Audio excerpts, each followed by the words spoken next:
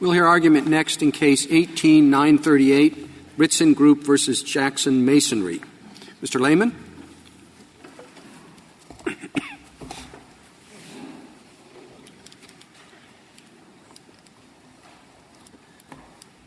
Mr. Chief Justice, and may it please the Court. 28 U.S.C. Section 158 provides that district courts shall have jurisdiction to hear appeals from final order of bankruptcy judges entered in cases and proceedings referred to bankruptcy judges under Section 157. The order in this case merely determined where the parties would litigate Ritzen's contract claim. Under Section 158, such an order is not a final order entered in a case or proceeding. As this Court determined just 4 terms ago in Bullard v. Blue Hills Bank, the fact that an order disposes of a proceeding is not, despite what Respondent and the government contends, the test for determining finality. That, in the words of the Court, slices the case too thin. Rather, an immediately appealable order is determined by considering the larger process at issue and whether the order is final by examining whether it alters the status quo and fixes the rights and obligations of the parties. In Bullard, the relevant process was the plan confirmation process. Here, the relevant process is the claims adjudication or the claims allowance process under Chapter 5 of the Bankruptcy Code. As in Bullard, the order here did not resolve the larger process. It did not alter the status quo, nor did it fix the obligations of the parties. On the contrary, it simply continued the automatic stay, so the underlying claim would proceed in bankruptcy court. In arguing otherwise, Respondent and the government badly misperceived the role of the automatic stay in bankruptcy cases. The automatic stay is not itself one of the substantive processes of bankruptcy. It is a utility provision that supports the operation of these other processes. In fact, it was Jackson who argued that Ritzen's motion for relief triggered the claims adjudication process, claiming the stay motion constituted an informal proof of claim. Such an order changes little, and in the words of this Court, does not alter the status quo or fix the rights and obligations of the parties. Contrary to what the government has represented in its brief, Section 158 was not actually enacted in 1978. In fact, Section 158 was enacted in 1984. The reason this, what appears to be a small mistake, I believe, is a very significant matter because it misunderstands the history of the bankruptcy jurisdictional framework. As I understand what you've just said, you're not contesting that this was a proceeding. You're just saying it wasn't a final order in the proceeding. Is that right? That's correct. As this Court noted in Bullard, there's an endless number of contested matters, many of which are not are of a less significant nature. The question is not on what is a proceeding, but what is on an immediately appealable proceeding. And in Bullard, the Court looked at the process to determine whether or not that had the indicia of finality. And when would it become final? At the end of the case? We would submit that it would become final under this Court's test that when the status quo changed and when the rights and obligations of the parties were fixed. And when would that be? Well, for example, Rule 8002 actually lays out a very good framework for final orders because it determines what orders cannot be extended in terms of time frame. The first, under 8002D2A, is the granting of the automatic stay cannot be extended, but the denial of the automatic stay isn't mentioned. The second one, the authorization of a sale under 363, for example. The third one, the authorization of financing under 364. It goes back to the Court's reasoning in Bullard, where the Court determined that there is no symmetry in finality, that in fact a final rule is often determined such as the grant of a motion to dismiss, but not a denial of a motion to dismiss. Maybe you could simplify this a little bit for me. There's a denial of relief from the stay. And when can the party who sought relief from the stay take an appeal contesting the denial of relief from the stay? When, in the words of this Court, the discrete dispute between the parties are resolved. When would that happen? Yes. Yeah. in this particular case, at the end of the claims adjudication process. It was the respondent that said that the claims adjudication process was triggered by the motion to lift the stay. Yeah, okay. And at that point, isn't the issue of whether there should have been relief from the stay moot? No. This Court has recognized at least 3 different occasions that that is not an unreviewable decision, that is the decision, as a result of the single appeal rule, that has to be respected and preserved. Okay. What relief could be granted at that point? Just like this Court did in the Olberding case, the Court could vacate the decision and send it back. Importantly, under Rule 502J, it's specifically allowed under the Bankruptcy Code. Under Rule 502J, an order that a claim that has been allowed or disallowed can be changed. An allowed claim can be disallowed. A disallowed claim can be changed. Okay. So the Court says there should have been, on appeal, there should have been relief from the stay. So what does that do for the party who sought relief from the stay? I think your argument has to be that undoes everything that happened since that point, right? Well, with respect, it's no different than a motion to remand, a motion to transfer venue. It's a motion to deny a denial of a motion to abstain. Well, it's a little different because the bankruptcy has gone on, right? The bankruptcy is concluded, and part of the bankruptcy is you're divvying things up, and depending on how much this person gets, that person gets more. But now you say you've got to go back and start over with respect to one person's claim. I don't understand how you can unscramble that egg. But this is something that bankruptcy lawyers deal with every single day. It can be done through a variety of matters. But as a practical matter, Your Honor, given the length of the typical bankruptcy and the length of the appeal, it wouldn't be unscrambled before the bankruptcy process was ended in the first place. As a practical matter, as we cite to you in our reply brief, in the footnote on page 19, the average bankruptcy case is concluded in 7 months. The average appeal, the first appeal, takes 9 months. In this case, the second appeal took a little bit less time than that. But so as a practical matter, there is no such thing as undoing, because whether you took the appeal at the moment that the stay relief was denied or at the moment that the claims adjudication process was ended, you were still going to have an appeal that extended well beyond the plan confirmation process. And that's why bankruptcy lawyers deal with this issue of claim contingency all the time. And they work with reserves just like they did here.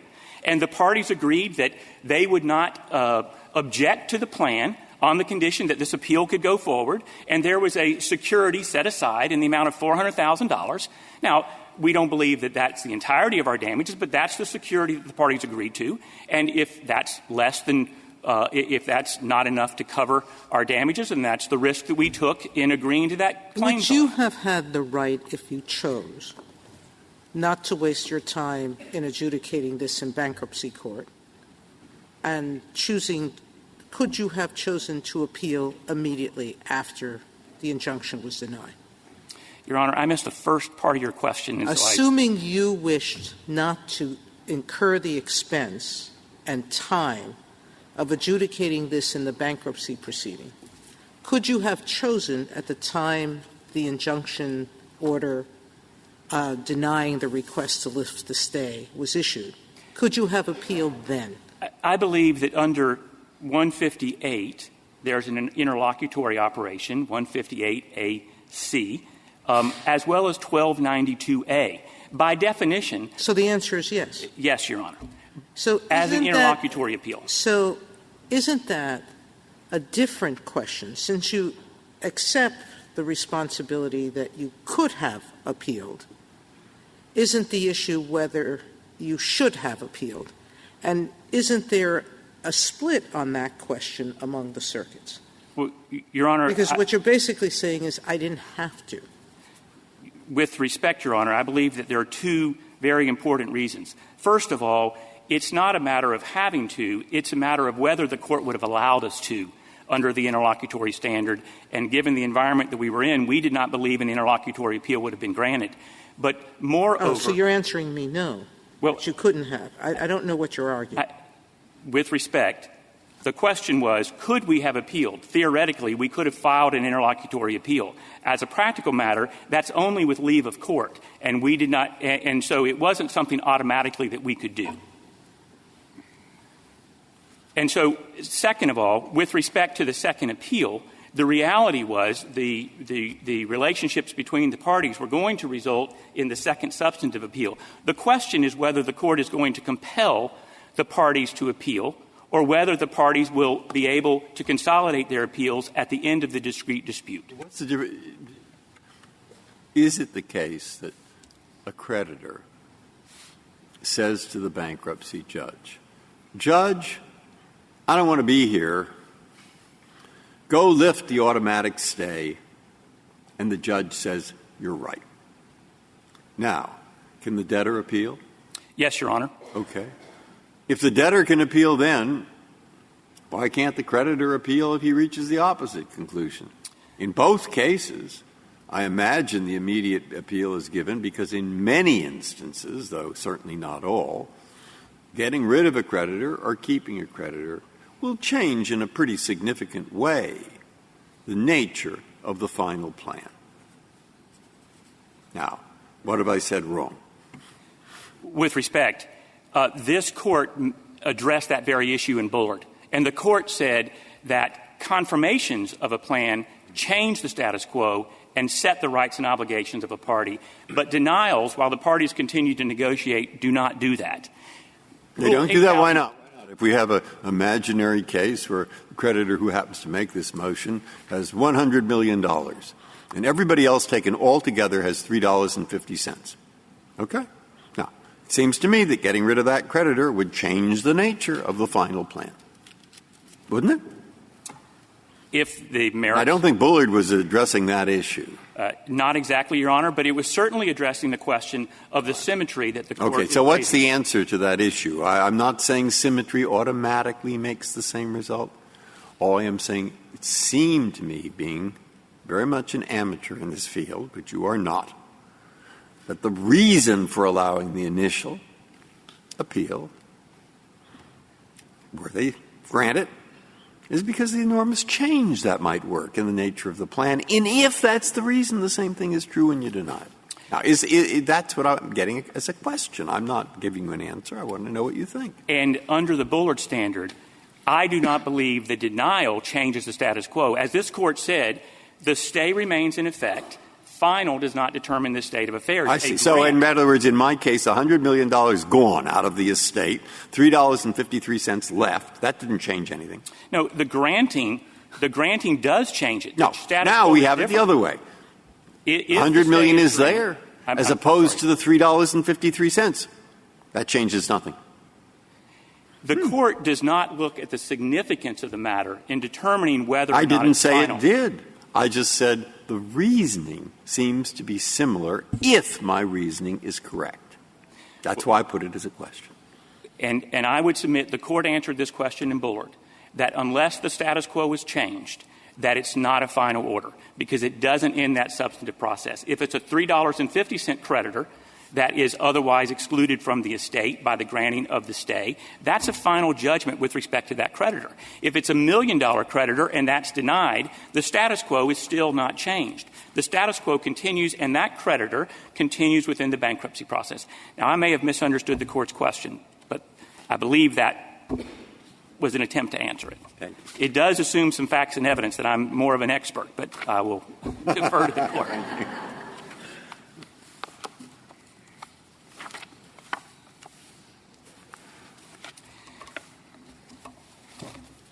I would continue by suggesting that the government's characterization of bankruptcy law is misunderstood. Not only does the government misunderstand the framework for the jurisdiction, overlooking the fact that 158 was not passed in 1978, but was something to remedy 1293, which the court in the First Circuit, in Re Sacco, which this court has cited favorably, had to address. 1293 did not use the word proceedings. 1293 was drafted in a way that required a final order, but without the concept of proceeding. And there the First Circuit said, we have to – we look back over 200 years in how this court has looked at bankruptcy orders and recognized that in some cases, some bankruptcy proceedings are different, are treated differently. And as a result of that, Certainly, Congress did not intend to change this under 1293. A year later, Congress fixed that problem with a very elegant solution in 158. In 158, they included the word proceeding to go back and recognize over the last 200 years that there would be some proceedings in bankruptcy that would be final.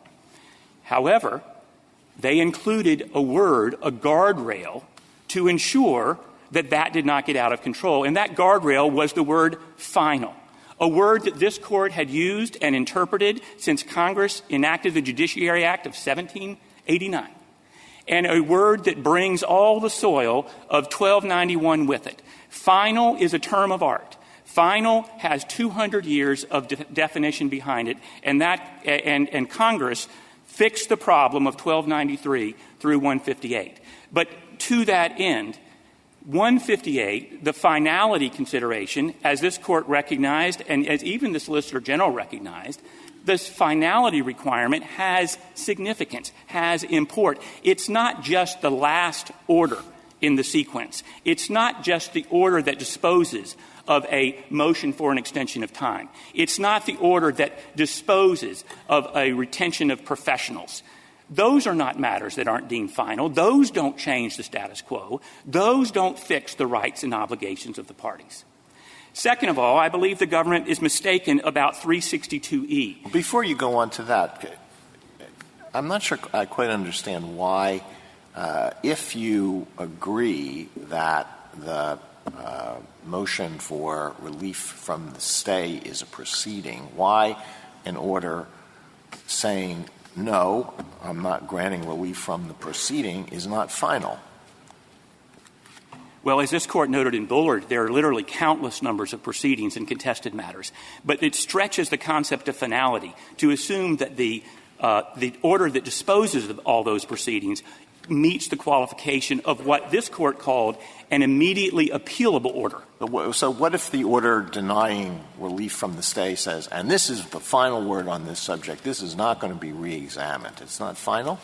No, because the stay by its very nature is fluid. As even the Sixth Circuit recognized, facts and circumstances can change.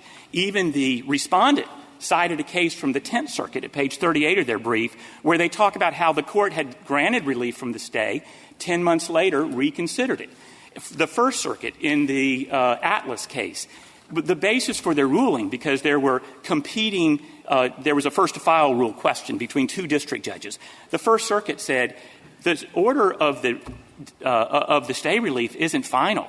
Things can change that would cause the Puerto Rican judge to decide that the Virginia judge should go forward. And at that point, the bankruptcy court will have to once reconsider whether the stay applies, whether the stay is final. But the stay by its very nature is fluid. It's no different than the way this Court analyzed a motion to deny a request for abstention under the Gulf Aerospace case versus Mayacamas. There, the Court rejected the concept of the collateral order doctrine because the first requirement was that the issue be conclusively resolved. And the Court looked at that and said, abstention, 3 months from now, the district court may decide that the state court matter should go forward. And so this cannot be a final order by definition because it doesn't conclusively resolve the issue. Now, I would like to also point out that with respect to the injunction that is claimed here, that's defeated by the very terms of the rule. Under 363C2C, the code says that the stay expires upon the discharge. That's something that this Court recognized just last term in Taggart versus Lorenzen, that there is a distinction between the automatic stay and the injunction. There's no, and even going back to Celotex in 1995, there's no textual basis to believe that there is a permanent injunction with the stay that by its very nature, and even Congress in the same legislative history that the government cites, admits is temporary. And then finally, I would argue that they're mistaken about the application of 362E. 362E is a very different part of the motion of the stay than 362D1. 362E relates to actions against the property, as opposed to actions against the debtor. Now, in this case, we sought relief under 362D1 for cause. We did not bring basically what was an in rem action or an action regarding a secured party under relief under 362E. There was a lot of ink spilled on the question of 362E, the injunction, the fact that there was a preliminary hearing and a final hearing. I would submit to the Court that those concepts are not applicable here. What is critical here is that the respondent dragged the motion to lift the stay into the claims adjudication process. It was the respondent who, in responding to the motion to lift the stay, objected as an informal proof of claim. By objecting as an informal proof of claim, the respondent is triggering the entire claims adjudication process. And, of course, after that point, we filed an adversarial proceeding. They filed an adversarial proceeding. We had competing proofs of claim. That is the claims adjudication process under Chapter 5, 501, the submission of a claim, 502, objection, 503, the resolution of that claim by the Court. That is the broader substantive bankruptcy process that was resolved here. But this Court has never recognized that decisions about where to litigate are final orders when they're denied. When they're granted, that's one thing. That changes the status quo. That dismisses the case. But when they're denied, those are not final orders. And finally, I would also point out that from a policy perspective, the question here, as the Court looked in Bullard, the Court noted that if the Court had ruled otherwise, it could possibly give the debtor greater leverage over the creditors because the debtor could hold up the creditors with a threat of appeals. That same dynamic applies here.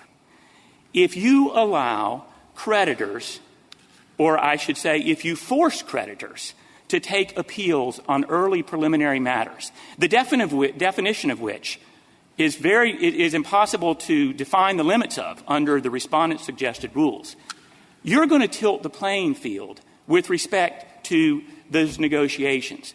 Debtors are in bankruptcy for a reason. They have limited resources. And to allow or force creditors whose motions are denied, I'm not talking about the motions that are granted, that's the exchange we had earlier, but creditors whose motions are denied to immediately take those appeals is going to change the way the bankruptcy process works. Now, I think that we've even seen that right now with the Sixth Circuit. Most of the courts of appeals have that rule, though. Well, with respect, Your Honor, I believe that rule is based in most of those cases on an outdated anachronism. Under a former bankruptcy rule, Rule 701, the reality is the only two courts to have considered this in any detail within the last 10 years has been the First Circuit, and that was 3 months after their ruling in the Bullard case that this Court then affirmed, and the Sixth Circuit. The other circuits, I would submit, their rulings are largely based, and if you look at the majority of them over the last 2 decades, it would be grants or denials in a very summary, often in a footnote or in dicta, as opposed to a careful analysis of this issue. In reality, under the old bankruptcy rule, under 701, they had to file an adversarial proceeding in order to challenge the stay. Under the new bankruptcy rules, under 4001, that's a contested matter. It's not an adversarial proceeding. But in filing an adversarial proceeding under Rule 701, there was often a claim for relief. Claim 1, just like a declaratory judgment action. Claim 2, breach of contract. And in many of those cases, the underlying merits were determined. When the rules changed in 1984 from 701 to 7001, challenges to stays no longer were raised as adversarial proceedings. Instead, they were raised under Rule 4001 as a contested matter. So it's understandable that courts in the 82 to 84 circa were deeming a motion to lift the stay in an adversarial proceeding context as a discrete substantive dispute between the parties that often resolved a discrete within that proceeding. Your theory under the Bullard test is that the denial of relief from the stay does not alter the status quo for the creditor. Your Honor, it doesn't alter the status quo for either one. And why is that on the status quo? I guess this might depend on how you define status quo, but it's going to prevent the creditor from enforcing judgments and seizing property, and the creditor is going to lose money. So I guess that depends on status quo, but they're going to have effects. No, the status quo was determined at the date of the filing of the bankruptcy.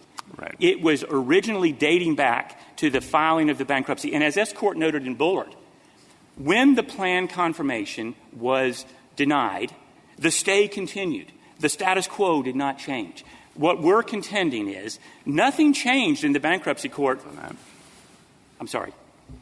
Thank you, counsel.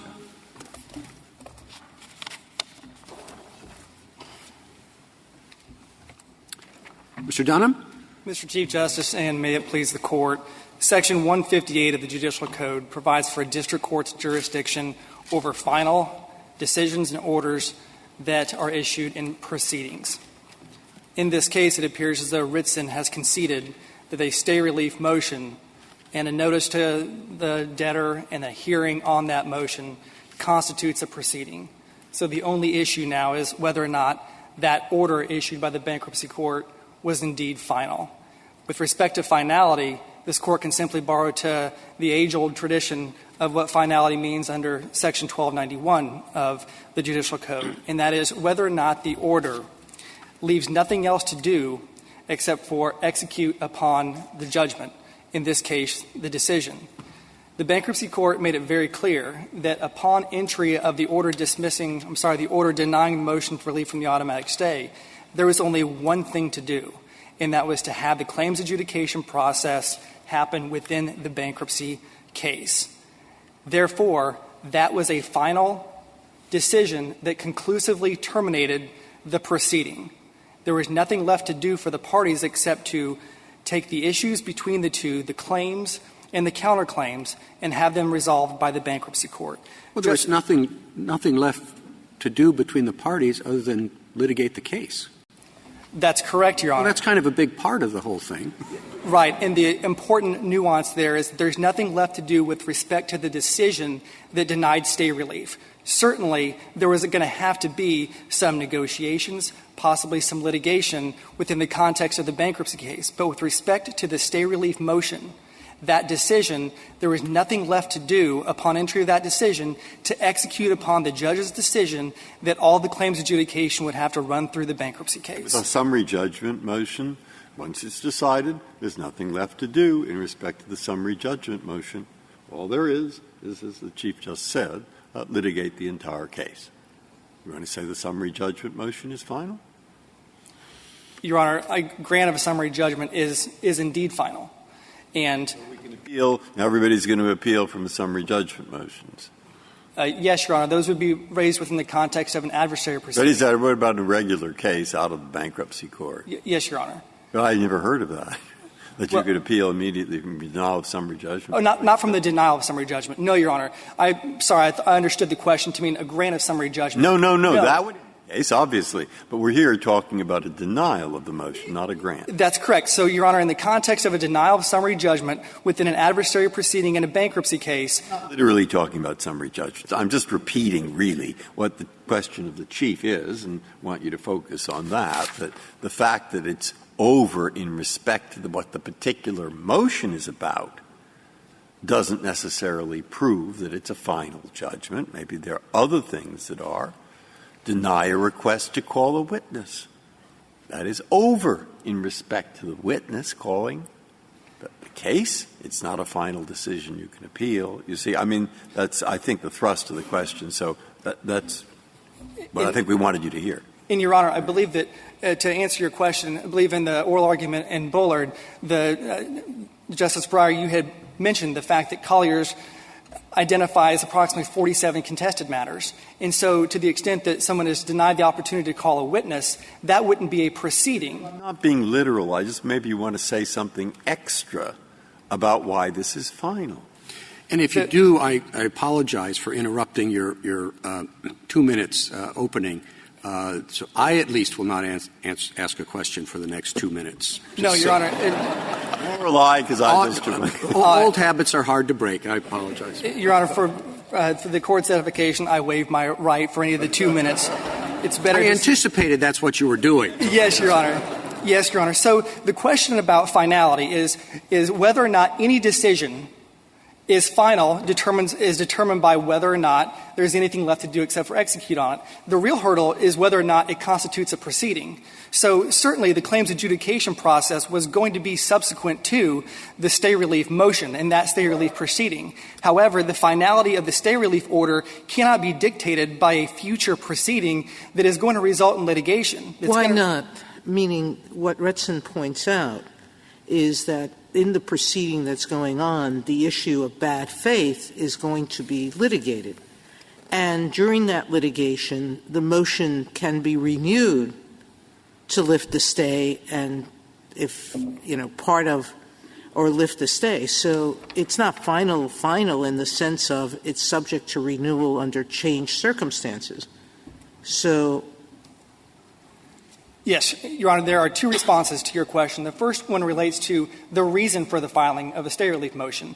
In this case, they asserted bad faith. But a reason for filing is different than whether or not there's been a denial of the relief requested. So the sole relief that was requested was going back to state court. The reasons for going back to state court were rooted somewhat in bad faith. So the Court's determination of whether or not the reasons were valid is simply an evidentiary issue that is subject. I'm not sure that gets at it. No, I think we're asking the same thing, which is forget about the reasons. Just forget about them. Forget about the nature of the claim. There is a lift-stay request. It has been denied.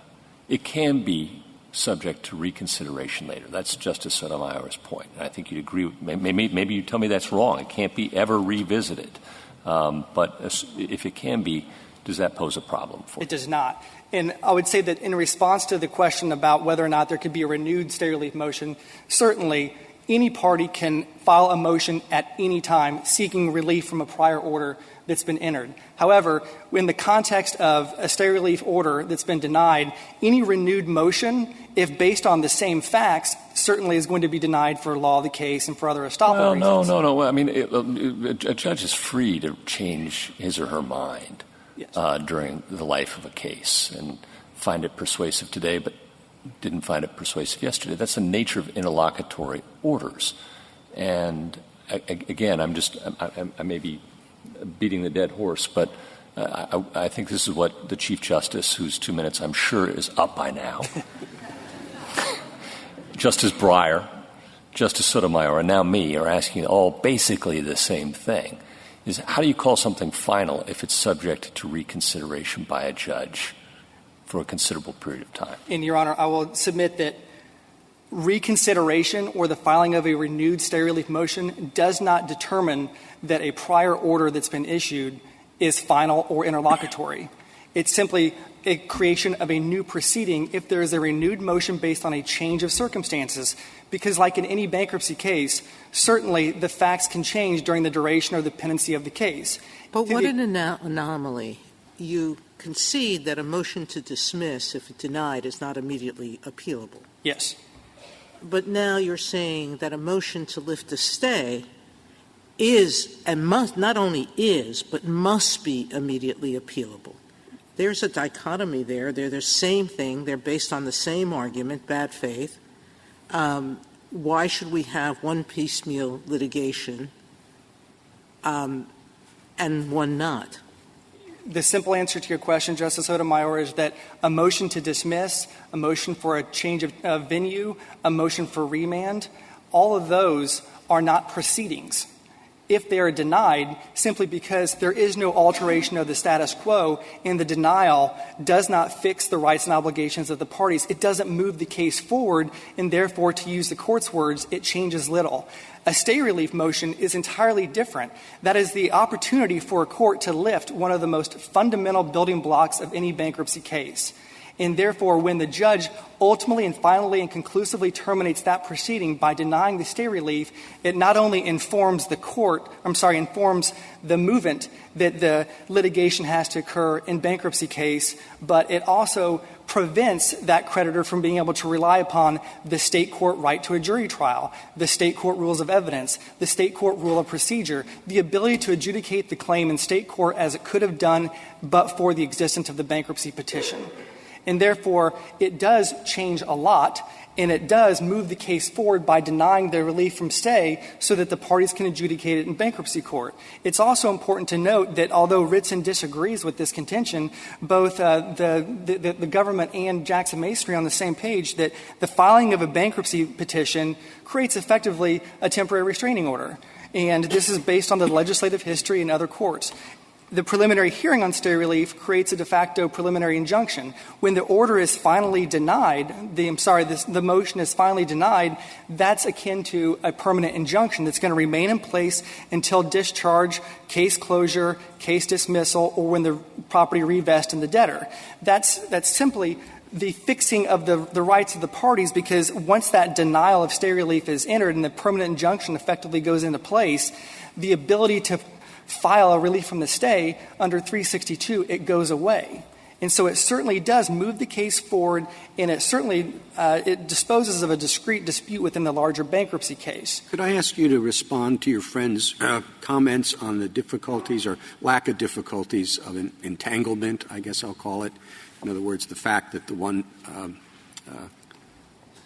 in the absence of finality that the case would require going back to the unraveling what had happened in the bankruptcy without the claims being adjudicated in the state proceeding? Yes, Your Honor. I believe that the term that was used was whether or not it's going to unscramble the bankruptcy case. And certainly there is a stay relief denial, and then there is case administration. There's negotiations. There are plan proposals. Ultimately, in this case, there's plan confirmation, where creditors are provided treatment, and then Jackson Masonry is able to perform under the plan. Ritzen now seeks to wait until the end of the bankruptcy case without objecting to the plan after confirmation, after the adjudication of its claim to which it expressly consented to the jurisdiction of the bankruptcy court, and now it wants to ask this court to ultimately provide it a path to go back to state court and get a different result. And that different result would blow up the entire bankruptcy case. If Ritzen is correct at the state court level, which we obviously posit it wouldn't be, but if it could go back, that changes the entire dynamics of the bankruptcy case. Creditors have already been paid in this case. The plan has been substantially consummated. There are a number of hours that are involved in that entire You're process. not arguing the case is moot, are you? I certainly believe that the case is equitably moot on several grounds. Legally moot? I don't believe it's legally moot. I believe that it's equitably moot. And if I may, Your Honor, answer the question as to why that is.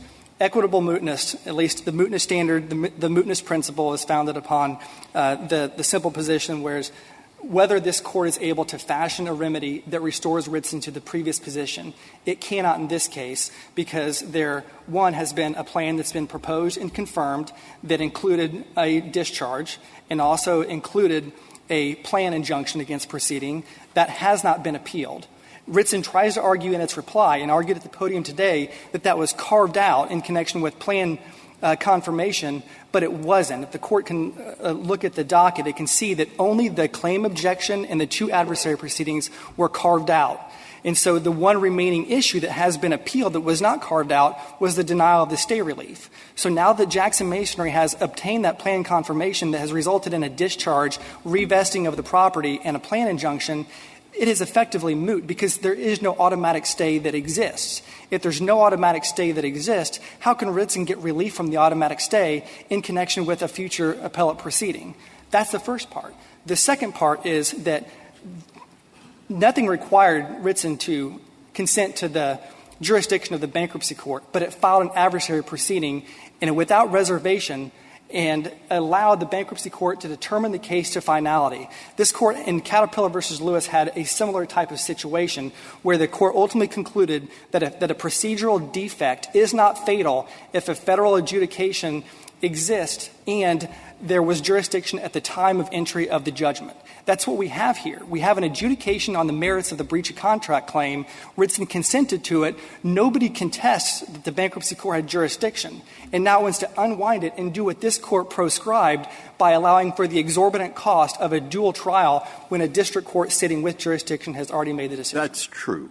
But in every case, throughout the entire legal system, there's always a choice of the kind at issue here. If you say that you have to wait to the end of the case to appeal the result you don't like of a motion, if, for example, X wants to leave, the bankruptcy judge or the trial, no.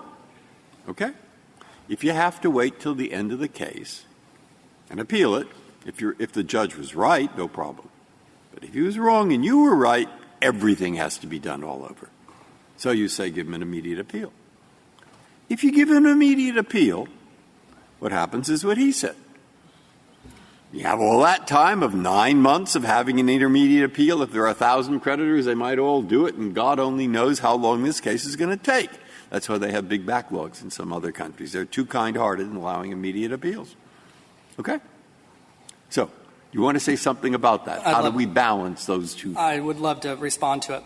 And there are two things that I'd respond to it. One is every creditor in the country should be lining up behind our side of the podium here. And the reason is because what Ritzen is proposing is to moot every creditor's ability to obtain meaningful relief on appeal when the stay relief order was denied.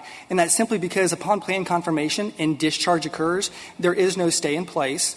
And therefore, any party who tries to appeal the denial, it's immediately moot and it's going to be dismissed. So I would say that to answer the first question is that there might be more appeals during the pendency of the bankruptcy case, but those would be meaningful appeals. And creditors need to have the ability to have a meaningful appeal, not one that gets mooted. The second issue that I have with Ritzen's position and that responds to Your Honor's question is that we have to presume that creditors are going to act in their own economic interest in connection with the bankruptcy case. In a case like this, where the bankruptcy court is saying that we're going to adjudicate it through a truncated summary claims adjudication procedure, that a creditor is not going to spend a lot of time and a lot of money on an appeal process just to get to an even lengthier and more expensive state court when it could be resolved. Debtor-side lawyers, we're not afraid of appeals during bankruptcy case, and certainly to the extent that this piecemeal litigation continues to crop its head in this case, piecemeal litigation is the concern about extending the length of a bankruptcy case.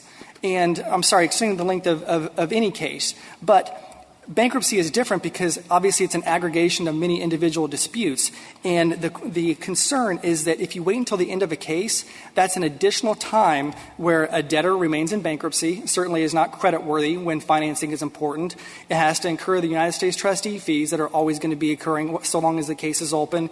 And lastly, the competitors of a debtor are able to use the existence of bankruptcy against them in the marketplace. They argue from the language in Bullard that the alter the status quo language in Bullard that the denial here doesn't meet that test. Can you address that? I certainly can. Justice Kavanaugh, the reason that Bullard is perfectly consistent, obviously Bullard stands for the proposition that an order denying confirmation is interlocutory for obvious reasons. In that case, the debtor had an opportunity to amend, did not move the case forward. I'm focusing on that precise language, alter the status quo, so if you can zero in on that. Yes. So alteration of the status quo in our case comes from two different levels. One is because the court unequivocally decided that the claims adjudication process would be in bankruptcy. So prior to that ruling, it was an unknown as to whether or not it was going to be adjudicated in state court or bankruptcy court. The court made it clear. The second reason is, to use our injunction analogy, is that you have various stages of the injunction process. We all know that a permanent injunction, at least our position is that a permanent injunction can be and should be immediately appealable. And so to the extent that the petition creates a TRO, preliminary hearing creates a preliminary injunction, and then the denial of a motion to dismiss is effectively an injunction against that creditor for the duration of the bankruptcy case until it gets revisited. So the alteration of the status quo is the fixation of where the claims are going to be adjudicated and also moving it from just being a creditor who has rights under 362 to one whose rights have been fully exhausted under 362. It's true Bullard did use this phrase alteration of the status quo, and in a particular context, but do you think we should elevate that to an essential element of finality? Is the final order in a case, as ordinarily understood, always one that alters the status quo? Sometimes the effect of the final order is to leave the status quo in place. Your Honor, it is our position that the use of the term status quo, I believe, was one time in Bullard, and it came to define really what it took to move a case forward. And so they're in subsequent sentences. So our position is not that status quo needs to be established every time in order for there to be finality. We think status quo is more of a definition of the proceeding as opposed to finality. We compartmentalize it by arguing that finality is looked at by whether or not there's anything left to do. So proceeding does involve the status quo. And so I think that in order to have a proceeding, discrete dispute, significant, and one that moves the case forward, sometimes that status quo could move the case forward. So our position is not that that should become a new standard. However, even with the alteration of the status quo language used in this case, we believe that the status quo has been altered for the reason. The Sixth Circuit viewed it differently than you. No, Your Honor. We seem to think of it as part of the finality order. The Sixth Circuit's opinion, we think, is perfect because it considered the fact that there can't have finality unless there's if there is without prejudice. Your Honor, I see that my time. Please finish your answer. And so the Sixth Circuit said that the finality test is difficult because we haven't given the parties a test. But it looked at it in two tranches, the first one being whether or not we have a proceeding and whether or not it was final. It's our position that the Sixth Circuit looked at the significant consequences and alteration of the status quo, fixing the rights and obligations of the parties to determine the proceeding portion.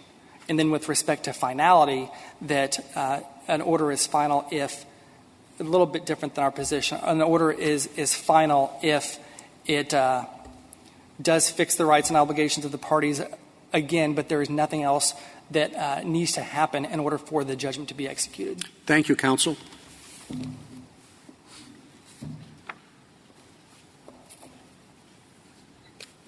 Mr. Suri. Mr. Chief Justice, and may it please the Court. I'll begin with the questions that were just posed about the status quo language in the Bullard opinion. It depends on how you understand that language in terms of whether we think it would be a good idea to elevate that into an element of the test or not. If all you mean by altering — Of which test? Of proceeding or finality? Finality. If all you mean by alter the status quo is fix an obligation that had previously been uncertain, liquidate something that had previously been unascertained, then we're perfectly fine saying that that's a part of finality. If, however, by status quo alteration what is meant is that there is some action out in the world that one party couldn't take that he now is able to take, or vice versa, we think that would be an improper understanding of finality. I can give a couple of examples to illustrate that. If a lawsuit in which a defendant is sued for damages ends in a judgment for the defendant, you could say in one sense that the status quo hasn't changed. The defendant didn't have to pay damages before the lawsuit ended, and he doesn't have to pay damages after the lawsuit ended, but we'd still understand that that's a final order because that put an end to that lawsuit. Similarly, if there were a temporary restraining order issued at the beginning of a case and a permanent injunction issued at the end of the case, there is a sense in which the status quo might not have changed, namely that the party that's enjoined was prohibited from doing that act both before and after the final judgment. But that doesn't change the fact that it is a final judgment. Counsel, on that, the Sixth Circuit placed a great deal of stress, it seems, on the fact that the stay relief denial here was entered with prejudice in its view. But what difference does that really make in a bankruptcy proceeding where orders are revisable all the time? So is that even a thing that exists to say it's with prejudice when it's not really with prejudice? And if it really is without prejudice as a practical matter, what effect does that have on your argument here? That's a fair concern, Justice Gorsuch. The first answer to that concern is that as a general matter, if the bankruptcy court says that it is denying a motion for stay relief, the creditor can't just come back and refile the motion. Now, I grant there is an exception to that principle.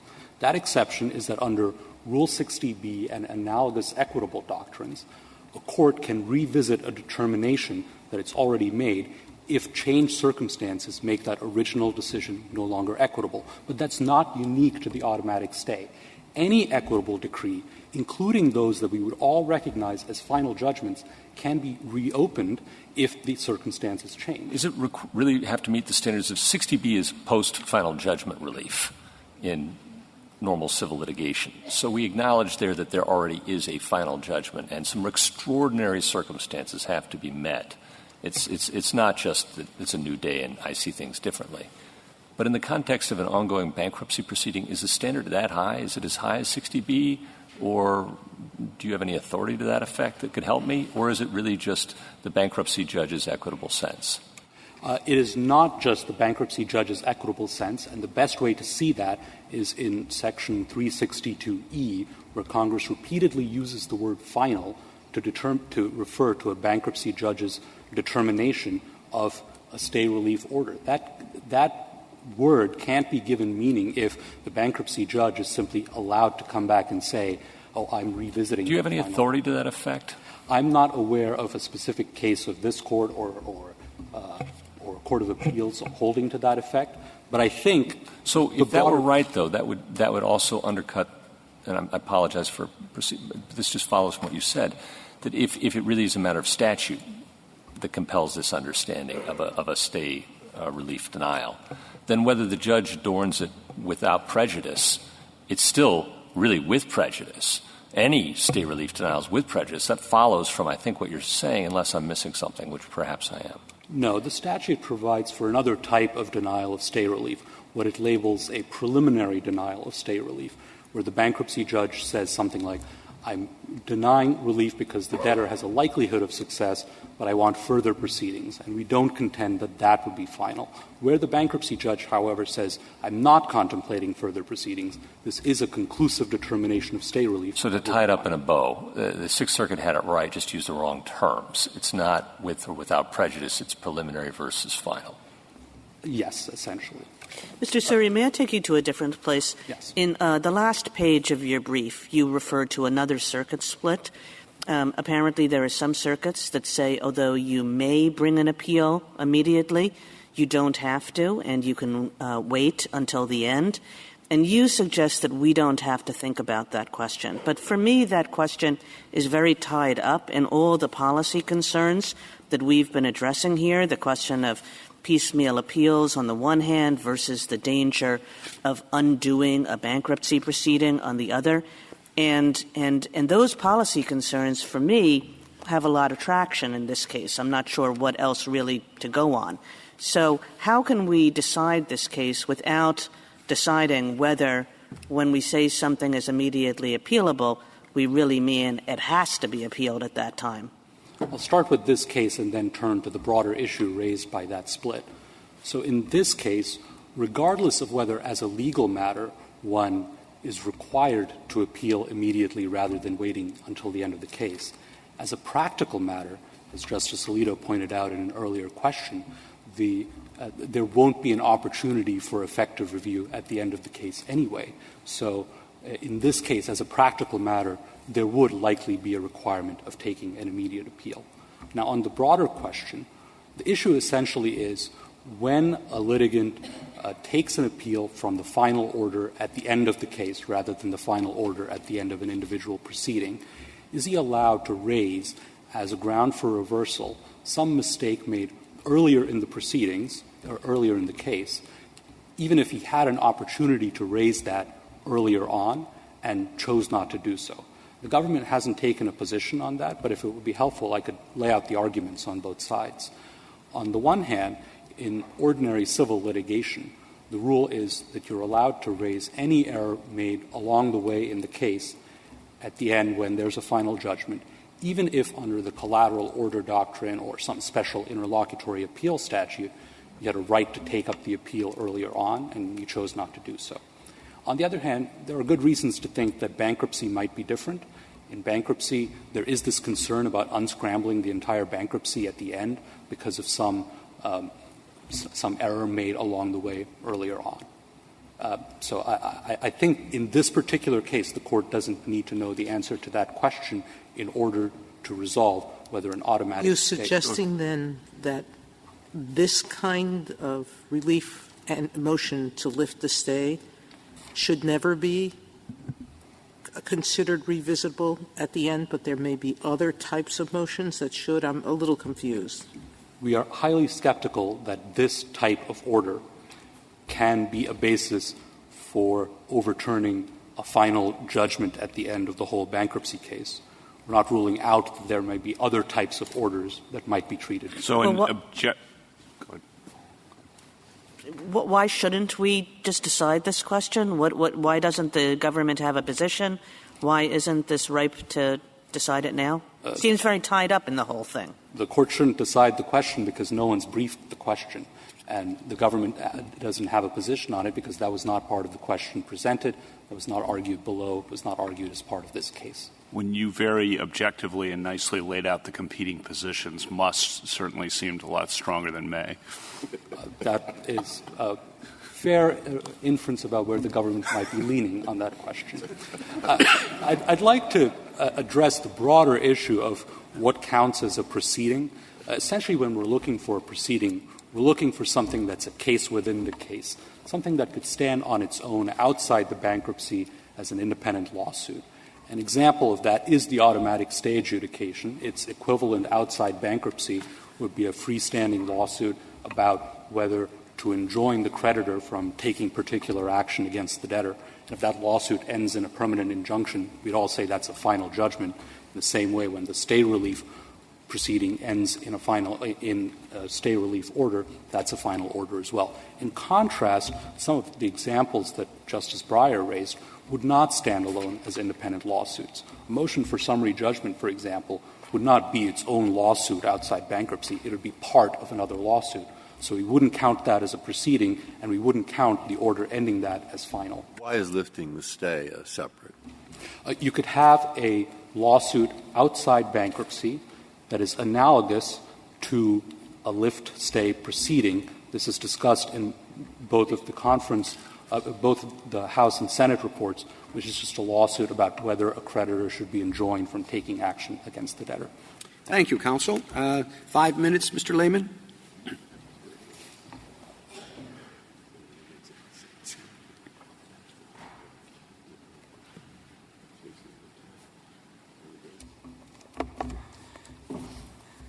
Thank you. I'd like to begin with where the government ended and then move through some of the questions that were raised. But we have here today the same arguments that the government presented last time. Last time, they took the same position that the court should determine the finality of the order based on the proceeding. And the only difference here in their briefing is, well, now it should be proceedings that are significant. The court rejected that logic last time, and it should reject that logic again this time. In this case, I would strongly disagree with my friend who suggests that the stay has an equivalent proceeding outside. Unlike there are things that are similar, such as the claims adjudication process. That's a state law contract type of claim. A DIP financing, debtor in possession financing, which would be like a state court lien dispute, or a 363 sale where a state court complained to enjoin the sale or quiet title. But the idea that the stay has a parallel common law state cause of action is not something that is supported and is not something that there's any basis in the briefing to suggest. Now, I'd like to go back to the questions raised by Justice Sotomayor about revisiting the automatic stay. And I'd like to address the 4 points that were given. First of all, the respondents actually cited a case to the court that changed that. On page 38 of their brief, the Gled Hill case from the 10th Circuit actually granted relief from stay, and 10 months later then reconsidered and changed that. Of course, we've granted other circuits where the result was the opposite, where the court denied relief from stay and recognized that that might change later. Number two, there was a suggestion by my friend that it would require a new proceeding to renew the automatic stay. That's exactly true. no different than in Bullard, where it required a new proceeding for a new plan confirmation, but the Court recognized that didn't change the analysis. The fact that a new plan would have to be submitted under a new proceeding did not suddenly make the old proceeding an immediately appealable proceeding. Number 3, the Respondent suggested that the motion to dismiss was not a proceeding, but in fact that is. In fact, it's deemed a core proceeding under 157B. And then finally, the government suggests in a rather surprising way that there's no basis to suggest that 60B or that we have to have 60B as the standard for revisiting the automatic stay, with absolutely no authority to support that view other than the suggestion that 362E somehow imports a standard under 60B. First of all, there have been no cases to suggest that. In fact, the only cases that have been submitted to this Court suggest just the opposite. But the Respondent and the government continue to ignore the fact that 362E relates only to actions against the property. And if the Court would look at the appendix to the government's brief, we did not include 362E because we did not believe it was relevant. But on the government's brief at 4A, if you read 362E1, the provision provides 30 days after a request under subsection D of this section for relief from the stay of any act against property of the estate under subsection A of this section. Now, with respect to the questions about the permanent injunction, again, neither party has addressed the question that, by definition, under the statutory rules, 362C2C says that the stay expires. The word injunction is nowhere in 362. The stay expires on the discharge, which is what this Court recognized last term in Lorenzen. And by definition, it cannot be a final order because it is not a final injunction. It very well may act as a preliminary injunction under 1292A, but that is something that this Court and Congress recognizes as an interlocutory appeal, not a final order. Now, with respect to the question about the scrambling of the eggs, the concern of the Court has been addressed by what exactly happened here. First of all, the creditors have been paid as the Respondent represented, but they all got 100 cents on the dollar. That was represented from day one, and that was in part the basis for the bad faith claim that the bankruptcy was filed inappropriately. So the fact that the creditors were paid 100 cents on — I see my time. You can finish your thought. The fact that the creditors received 100 cents on the dollar did not mean that this will be unscrambled, and they received $5.6 million in cash since then, we believe would satisfy any problem that we have. Thank you very much. Thank you, counsel. The case is submitted.